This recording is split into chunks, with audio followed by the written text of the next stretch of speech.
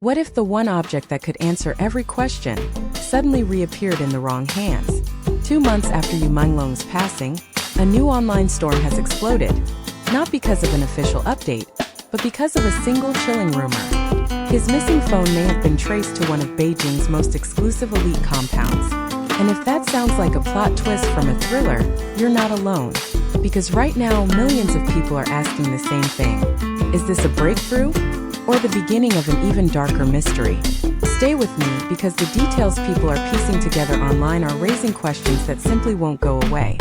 For many people who followed Menglong's journey, the story did not end on the day the official announcement of his passing appeared. It simply went quiet. Fans were left holding a handful of facts, a few brief lines and statements, and a mountain of unanswered questions. Life moved on the surface, but emotionally, something remained unfinished.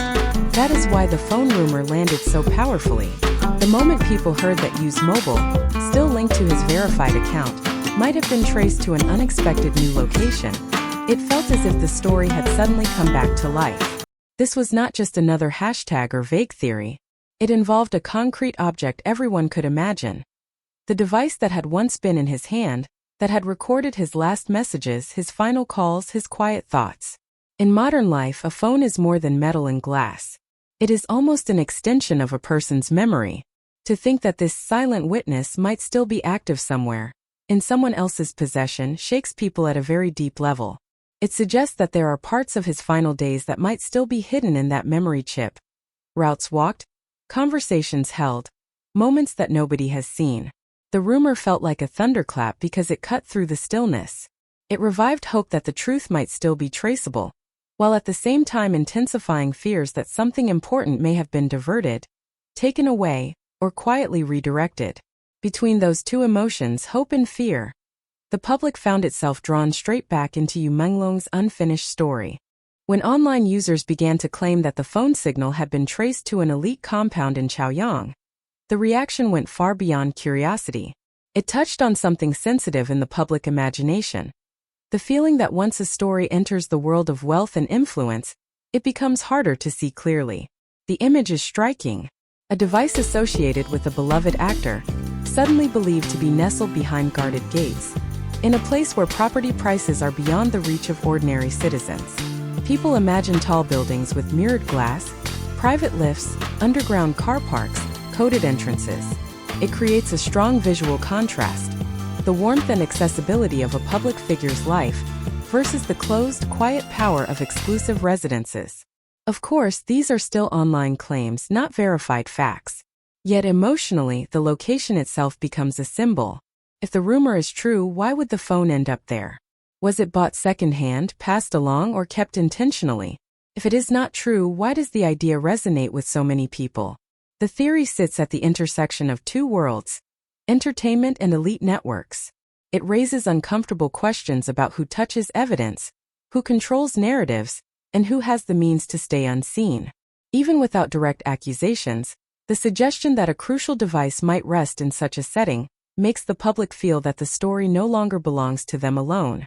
The compound theory matters because it represents a deeper tension between ordinary people seeking answers in the open and imagined rooms where decisions are made out of sight. Whether coincidence or not, it captures the fear that some truths, once they cross a certain threshold of power, become harder to bring back into the light. Among all the online discussions, one claim stands out for its emotional impact. The idea that parts of the phone's digital history, including location or IP data between certain dates, may have been removed from official systems. There is no public proof of this, and it remains in the realm of speculation. Yet, for many people, it is not the technical detail that matters most, but the feeling it produces. Digital trails are usually seen as cold, objective markers of where someone has been and what they did. They are the unseen footprints of daily life. When people hear that such footprints might be missing, their minds naturally fill the silence with suspicion. Even if there is an innocent explanation, system errors, routine data management, or misinterpretation by online observers, the emotional effect is still powerful. For those who already feel that they were not told enough at the beginning, the wipe data idea becomes a symbol of something deeper, the fear that parts of the truth may have been quietly moved out of reach. It activates an instinctive mistrust, not necessarily of specific individuals, but of any process that seems to happen without public visibility. On another level, it also reflects a modern anxiety. We live in a time where almost everything is recorded, yet people often feel they cannot access the records that truly matter. When a beloved figure passes away and the data that might explain their final days is said to be missing, it touches on a universal ache.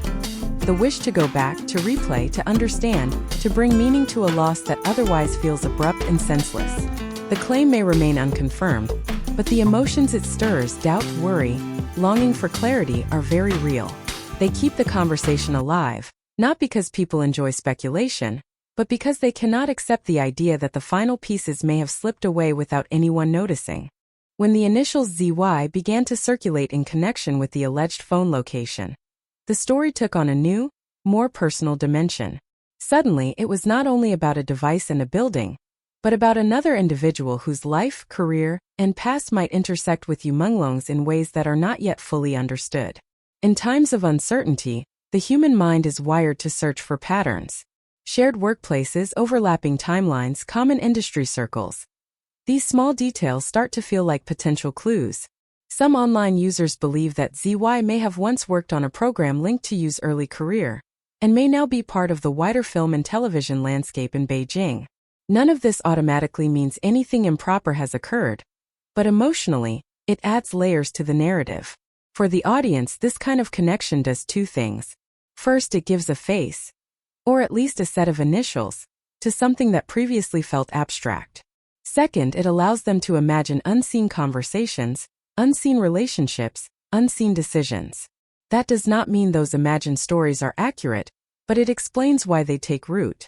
Underneath all of this lies a more tender truth. People who cared about Menglong are afraid that his story might be reduced to a line in a report. They do not want him to be forgotten as a person.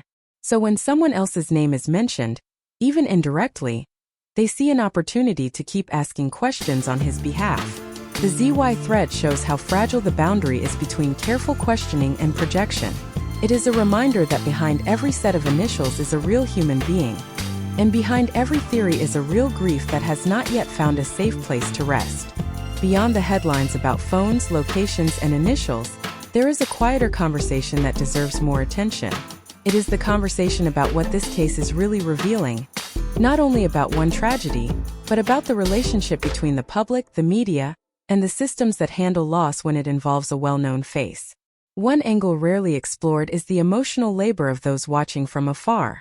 Fans, casual viewers, and even people who only knew Menglong through a few scenes on screen often find themselves unexpectedly affected. They may never have met him, yet they replay his interviews, remember his gentle manner, and wonder whether he was given the care and fairness he deserved in his final chapter. This is not drama for them. It is a form of shared mourning. Another overlooked aspect is how these discussions encourage a new kind of digital citizenship. Ordinary people learn to read news more critically, to distinguish between confirmed facts and speculation, to ask for sources before accepting a claim. Painfully, this case may be teaching a generation how to navigate grief in an age where information travels faster than clarity. There is also a deeper ethical question. How do we honor someone's memory while still asking difficult questions about what happened to them? It is possible to be both respectful and persistent, to care for the dignity of the person while gently insisting that the story deserves light, not shadows. These are the angles that go beyond a single incident. They touch on justice, empathy, and the kind of society people want to live in. In that sense, the mystery around Menglong's final days is not only about uncovering hidden facts. It is also about understanding what it means to stand together, quietly but firmly, and say, a life like his should not fade away without honest answers. At this stage, everything circulating online remains unverified, and we should treat it responsibly. But the emotion behind the conversation is real. People aren't ready to let go. Not because they enjoy chaos, but because they believe Menglong deserved clarity, dignity, and peace. If you want to stay updated on this story and other major C entertainment mysteries, please subscribe to Update X24H and turn on notifications. Thank you so much for watching, and for keeping a thoughtful, respectful space for these conversations. Take care of yourselves, and I'll see you in the next video.